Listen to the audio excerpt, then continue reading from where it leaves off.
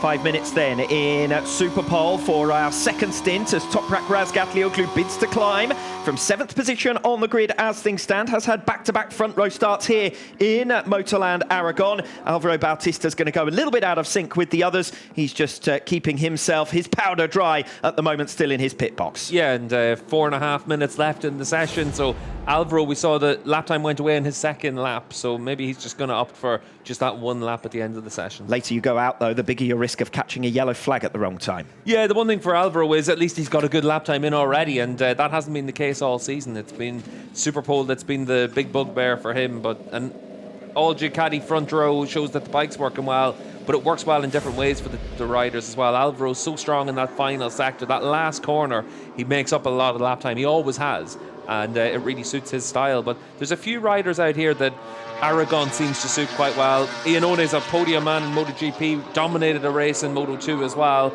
And Bautista, we've seen him win races here by a second a lap in Superbike. So it is a place that can see the rider make a bit of a difference. The Ducatis here of Nicolo Bulega and Danilo Petrucci has latched onto his tail. Petrucci down in 11th position at the moment.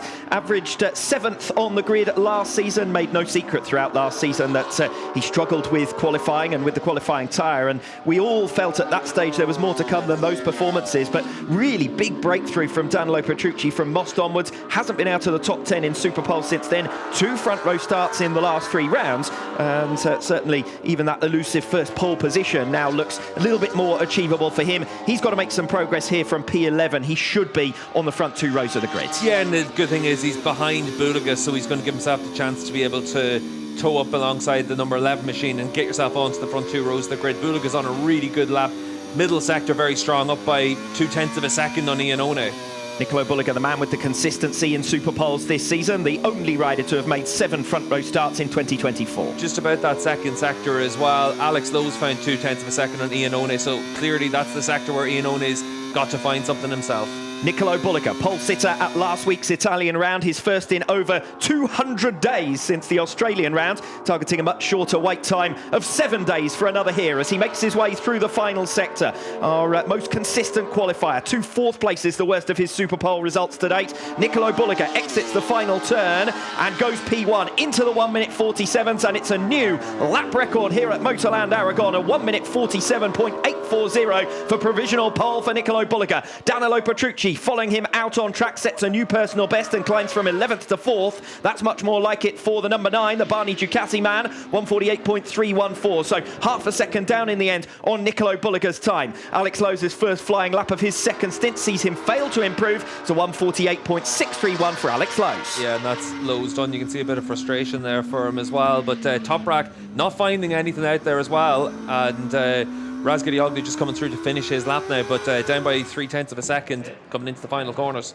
Toprak Razgatlioglu, pole sitter for the 2022 Aragon round, and at the moment P8 is all he can manage, hoping to climb through this final sector. He and Michael van der Mark working together out on the circuit. Van der Mark with a new personal best after sector 3, but doesn't look as though he's going to be able to make a huge amount of progress. Razgatlioglu does climb, but it's only good enough for P5. Watch for Sam Lowe's here, you know. Sam Lowe's looking really good after 3 completed sectors on his latest lap, making his way through the final turn. Was up on the 2nd row of the grid last time out with P6 at the Italian round, also on row 2 at the Catalonia, Dutch and UK rounds. And Sam Lowe's on that Ducati that really favours track conditions here in Motorland Aragon. New personal best from him. It's only good enough in the end to climb up to P8. 1 minute to go in Superpole. Bulega leads Iannone and Bautista on an all Ducati front row. Petrucci, Razgatlioglu and Alex Lowe's row 2. Locatelli, Sam Lowe's and Iker Lecuona on the 3rd row. Yeah, Lowe's 3 personal bests in the first 3 sectors, lost 1/4 of a second in the final sector just to his own best time, so a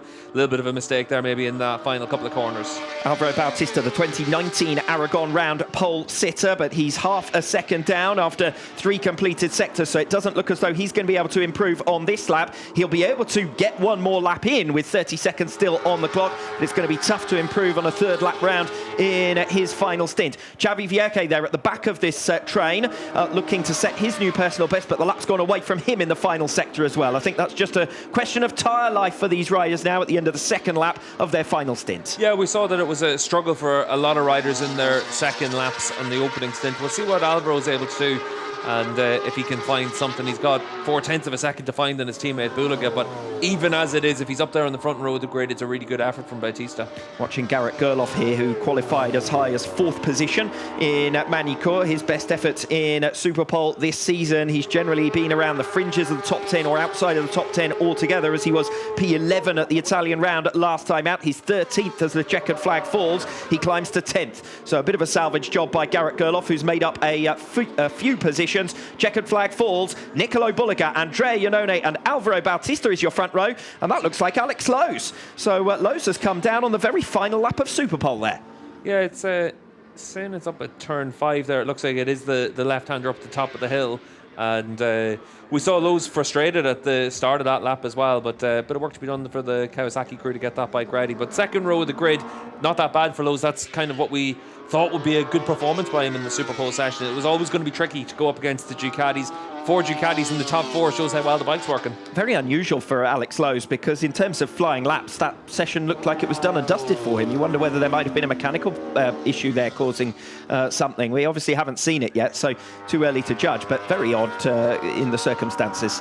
Yeah, given that he had pretty much ran through the previous lap as well, and turn 5 is the end of the first sector, so maybe he was trying to just get one more fast lap in at the end of the session. Well, Alex Lowe's nonetheless making the second row of the grid, as he has in 5 previous stagings. Obviously missed the 2023 Aragon round. Front row starter here as far back as 2016 in Motorland Aragon, Alex Lowe's. He's qualified in P6. In the end, the key was to set a fast lap on your first lap of that final stint, which I don't think is a surprise, even though we haven't got the Q tyre with us this weekend.